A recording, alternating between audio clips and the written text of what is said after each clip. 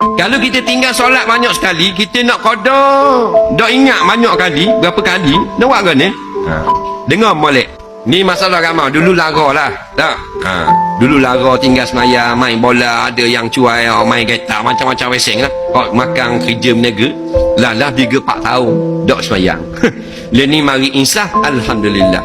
Pak tukang tanya ni, Alhamdulillah dah. Maknanya sekarang dia telah insaf. Nah, maknanya pintu syurga tu hang buka dah dia. Nah, orang insaf ni tu hang buka pintu syurga. Walaupun dah minum insaf tak ada minum arak pun. Nah, tapi dak ingat banyak mana nak qada. Dengar molek.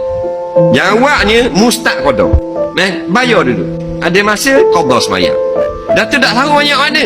Tak tahu banyak mana apabila sampai pada masa yang kita sudah lebih daripada hak yang kita tinggal, insya-Allah nanti ada satu perasaan dalam hati sudah lebih.